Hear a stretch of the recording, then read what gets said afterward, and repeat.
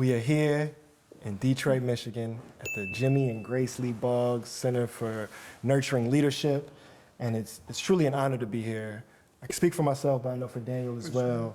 The work in Jimmy and Grace is the most important impact on our work, on our thinking, truly on my humanity and how I understand myself in the world. So it's an honor to be sitting here with you. It feels in many ways like a spiritual pilgrimage. So thank you for hosting us. Thank you for being here. Yeah, I mean, it's very easy to know what question to ask here. It's literally on the wall for me right there. And it's an important question. For each of y'all, what time is it on the clock of the world? As you see it. I feel like it's a time where people can no longer be silent. I think it is a time that as a world and as individuals and as communities, we're struggling with some really hard things. So like we're talking about like abolition and what's happening across the world when it comes to like other forms of policing. So like wars and oppression and things like that. And people are having to struggle with themselves on like, what side of it are they on? I am hoping that in this moment and in this time, it is thrusting us into being closer to our humanity. Curtis captured it.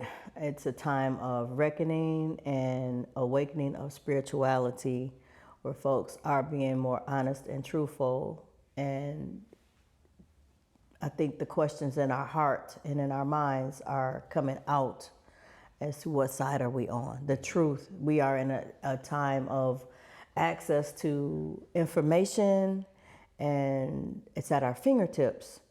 And with that access to information, folks are able to understand what side do I want to be on, what side do I need to be on, to be honest about the violence that's perpetrated against humanity in so many levels. So Curtis, we met you through the work of the Detroit safety team, but I want to pull back a little bit because as I hold the text, Revolution, Evolution of the 20th Century, the work that introduced me to Jimmy and Grace, it's clear that the Detroit safety team exists within a larger context. And so for both of y'all, I would like to know, how does the legacy of this space inform your work, inform your community, inform the way you see the world? James and Grace Lee Boggs Center is my political home and directly tied to the work of Feedom Freedom Growers. I don't think me and Baba Wayne, if we had not landed here, if we would be growing as freedom growers over on Manistee. We came into having meetings at the Boggs Center I never met Jimmy. I just know of his works through the writing and through conversations with Grace and Rich and Shay and Ron and all those wonderful people. It's directly the questions that we encountered or were asked, I'll say me, as a person just coming into a political awareness on a social justice level. You know, I knew of electoral politics, but just being the philosophical aspect of being asked questions of my role as a human being started in this space. And we started urban agriculture, the garden in 2009 when the urban ag movement was really hot. And knowing of Detroit Summer, which started from the Boggs Center, that was our entry point, because Wayne's, my partner Wayne Curtis, his history of the free breakfast program with the Black Panther Party, through all of our conversations, it was just like the natural progression and the physical manifestation of everything that we were into at that time. You mentioned Detroit Summer. Can we just let folks know a little bit about what that moment was historically, what was happening that, you mentioned continuing to inform the work now? So, early 90s, the intergenerational work of Detroit Summer and the vacant lots that were happening in Detroit. Jimmy was spearheaded Detroit Summer, bringing young people into the spaces. I do believe there was a gardener, Gerald Harrison, who was instrumental. So that was before my introduction to Jimmy and Grace. So I have to speak of what I've learned over the years. And Detroit Summer was a program where young people were taught gardening skills and giving mentorship through working with older folks in the city. And of course, you know, a lot of elders come from the South, and they brought that love of gardening with them, and they gave it, or they shared it with these younger folks. And a lot of the folks who were a part of Detroit Summer are very awesome, instrumental folks doing social justice work, leading schools, all kind of work in Detroit right now. So it was a very important program that lasted, and there is iterations of Detroit Summer today, which goes off into media and journalism. So it was an important work of an intergenerational neighbor that formed out of a necessity and a resource. I want to honor a mentor of ours that actually introduced us to this legacy, Keisha Scott. And what I took from this work and the words of Jimmy and Grace is revolution and or being a revolutionary is about responsibility. Responsibility to transform yourself as a process towards transforming the world, responsibility to hold the multiple contradictions that coexist as the engine of change, as a dynamic process of development.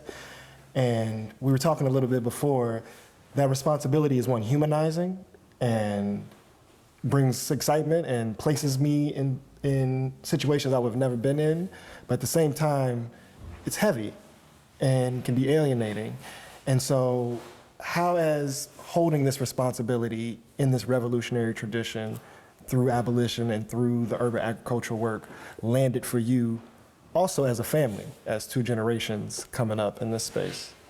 Family is the first community, and I am grateful for being able to do this work with family. It has brought us closer together, and at moments it has put us on opposite ends of the spectrum. I have learned more about myself through working with my children. So coming into this work, because of my age, I guess folks thought I was further along politically than I was.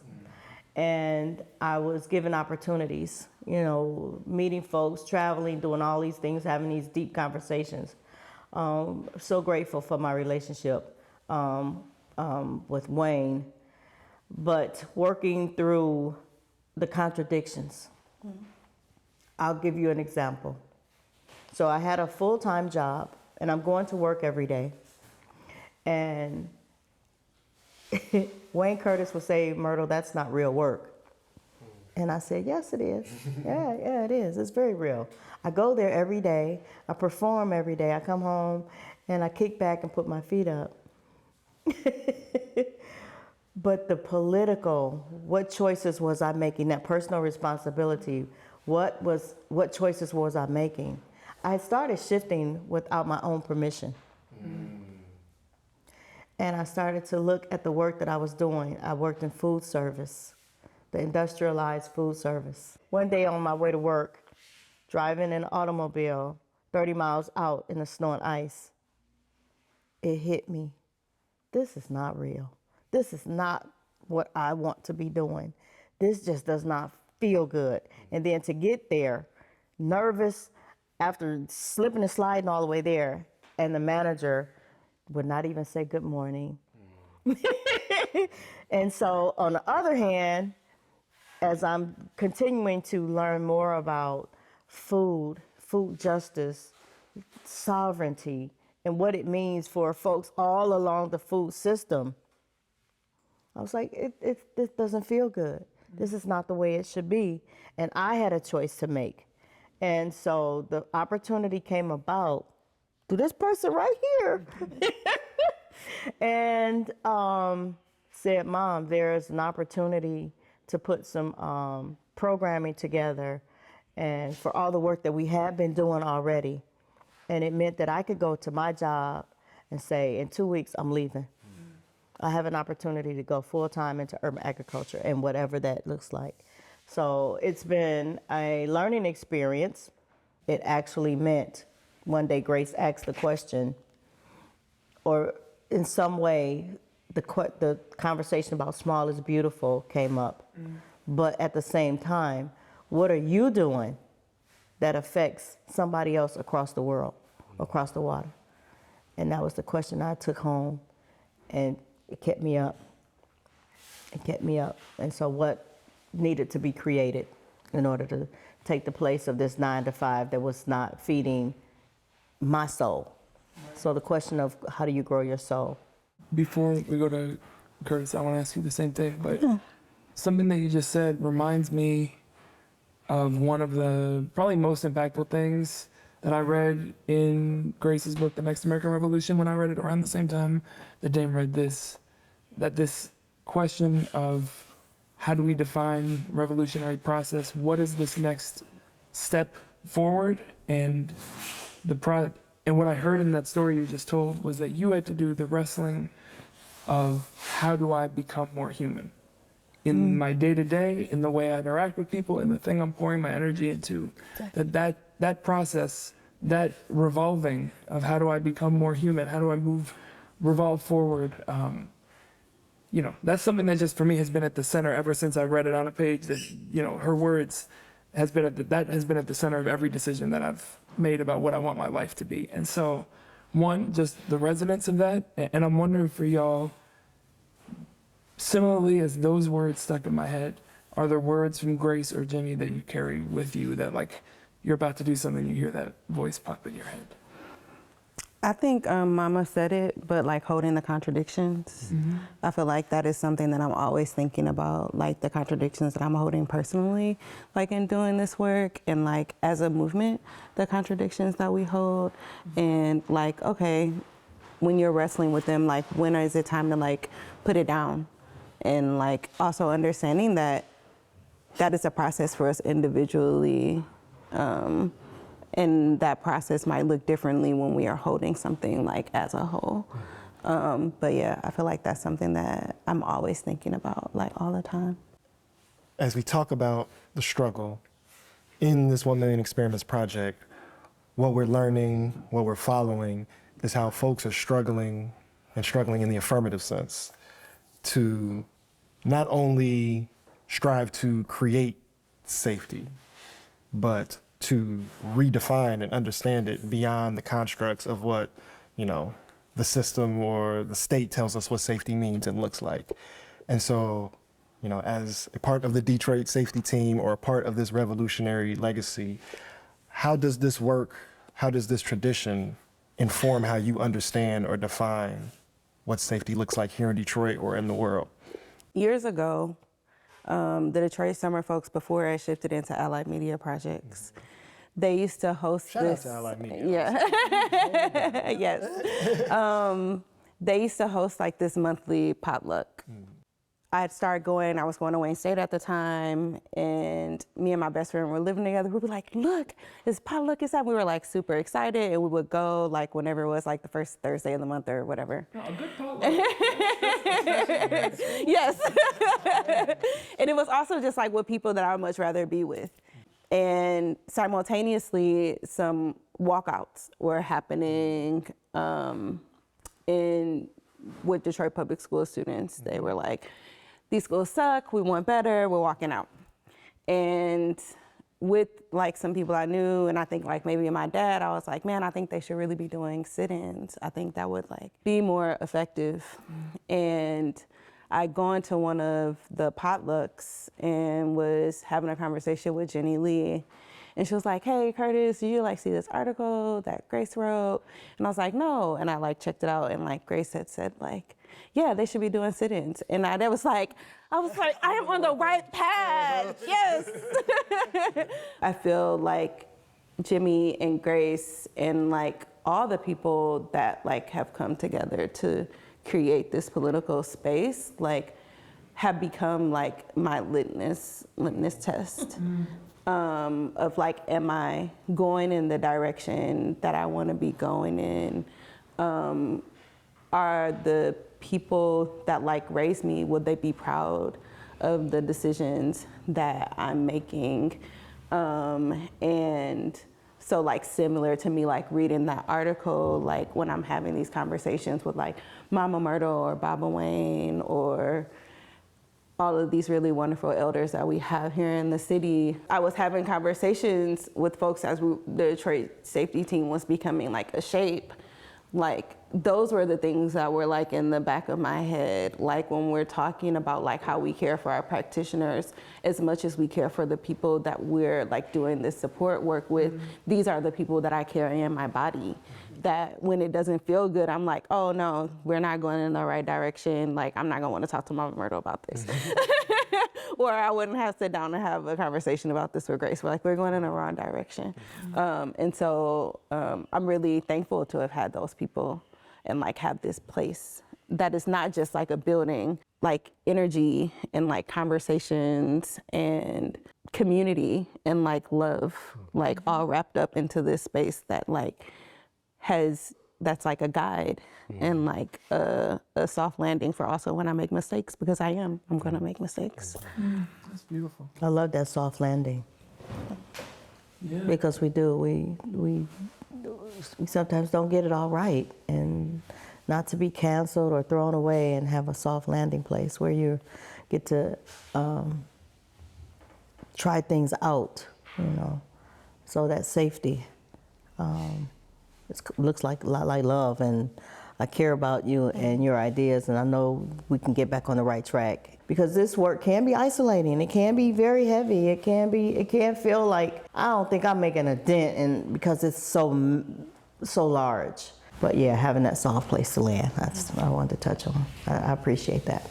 We were talking about Detroit summer. We were talking about seeds being planted then of what has, you know, been transformative for so many people in the city, and really the impact of that.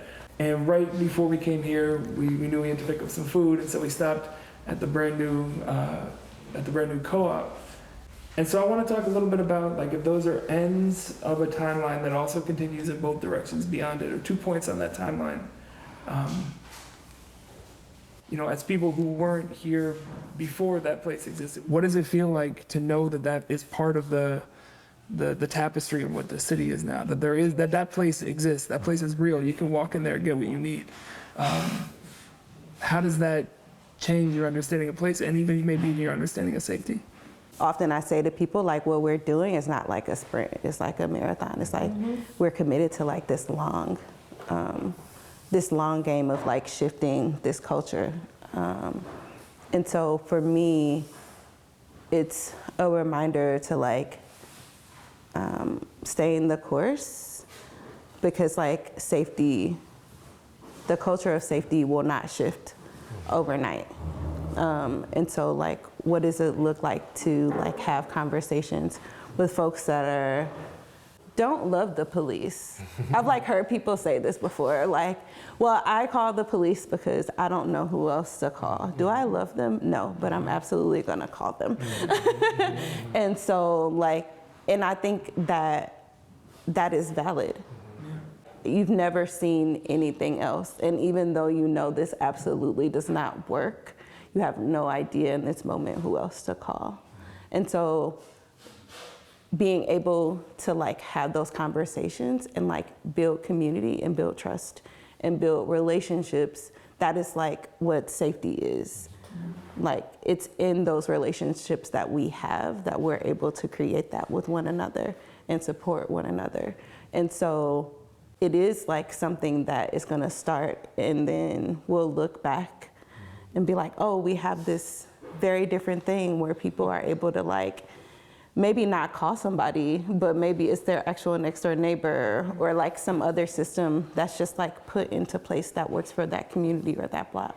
But being able to look back and see like those moments when those different shifts have happened in like different communities, that is, for me, that is what the co-op represents. Like, it's not gonna necessarily be easy work, and it is gonna take some time, it's gonna take some love, it's gonna take like personal commitment and like community commitment, but we will get to a point where it's like this thing will be birthed. It might not be like, the co-op is like this brick and mortar, very physical thing for us because you need a brick and mortar for food maybe. But when we're talking about safety, it might not be like a brick and mortar sort of thing, but like the birth of like culture shift or different ideals and things like that. I would just reiterate, it takes time, and for as individuals and collectives to stay open to what work is happening, and that personal responsibility to understand when I could go to the store that starts with a K, or I can go to the food co-op. Which one do I think is going to generate more change or more resonance on my insides first and foremost, and then to Your heart insides, but you're like actual inside. yeah, and then to be like, okay, so I'm making this commitment. I'm actually going to do this thing that to understand what is a co-op as opposed to the way the other stores are ran. What is a co-op? So I have to do my due diligence to understand, because people still don't really understand what it means to cooperatively come together and get some stuff done, because we've so steeped in an individualistic system. So as we do our work, one more time, as we do our work, our inner work, as Kim Shirobi would say, how does that shift us into the greater good? That safety, that's taking some personal responsibility as well as collective responsibility. We will get there, because that was a slow roll from going from focus groups to a whole actual brick and mortar store. And it took a lot of people doing a lot of work and coming together.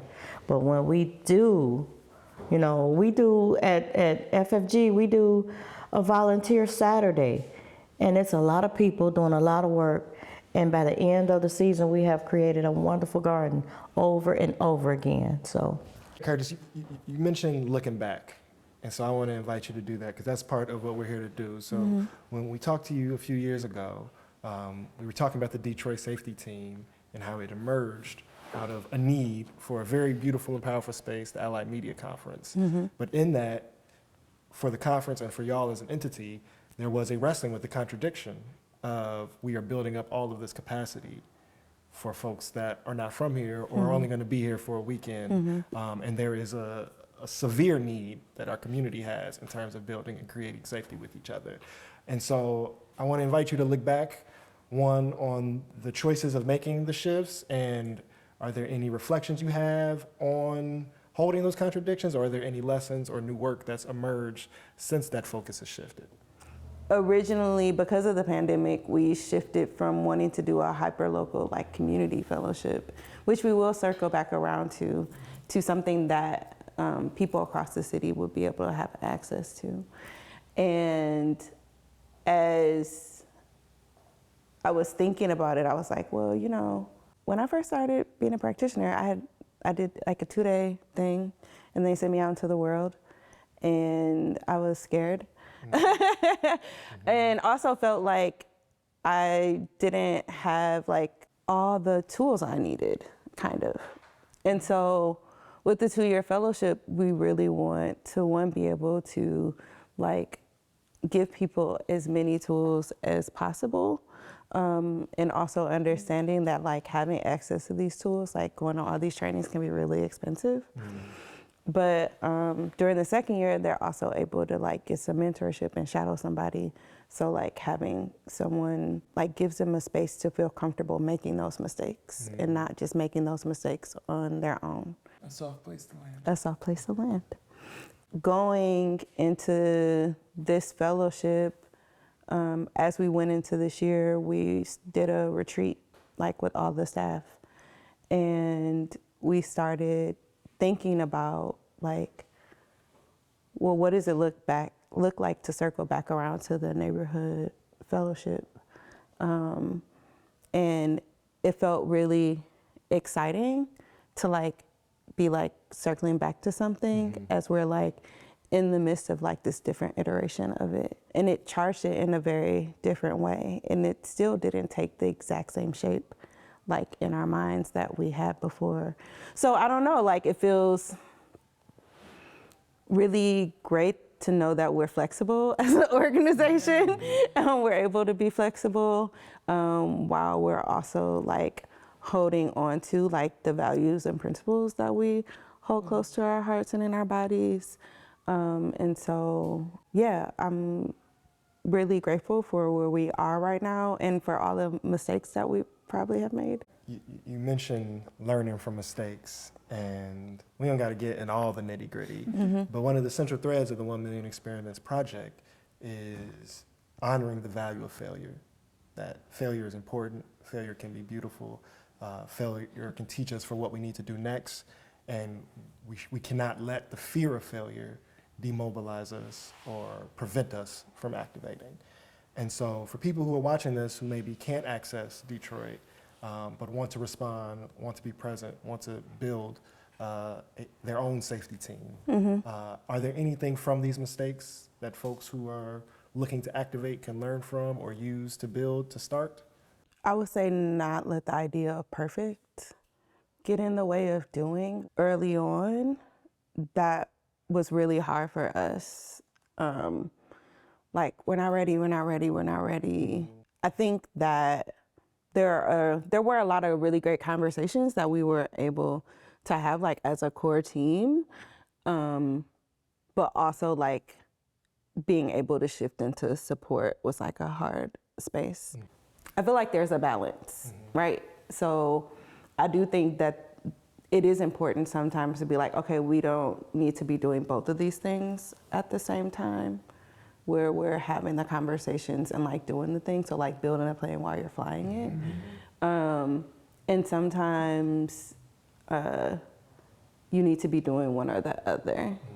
And I think sometimes it's like around capacity, like need, and like all of these different things that are happening in community space. But don't let like either feeling like you need to be doing both of them at the same time get in the way, or you need to be doing just one at a time. Kind of like either if it's a core or individuals, hopefully relationship and abolition, so hopefully it's like a core folks. But like, what does it look like to be able to like assess those moments and like support each other and moving forward or taking pause or whatever that looks like. These versions of what the should is, like dominate the like what is needed based on the people that you're in relationship to. Of like, well, we should be able to do this by now, or we should be doing this. Yeah. It's like, let's look at what we have in front of us and see what we can make with what we have, you know? Right.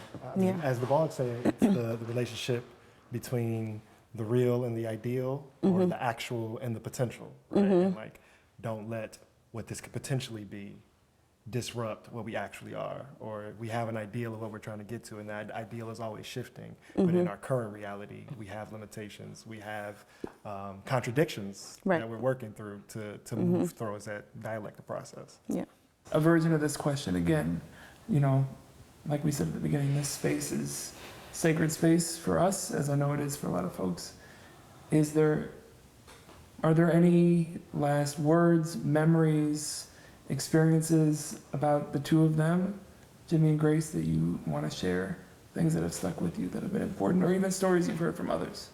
I think this space is vital and important to keep the legacy of the work of Jimmy and Grace. I think the folks who gather here to open the doors for you to come and do your work, and for folks to grow politically. There's a website attached to the James and Grace Lee Boggs Center that folks can tap into. Their writings, Living for Change, that goes out once a week. I mean, it's very relevant still. There's a legacy, and then the folks of the Boggs Center are doing the work. What is so beautiful to witness about you and y'all, Curtis, is that this work is not just happening in community in the abstract sense.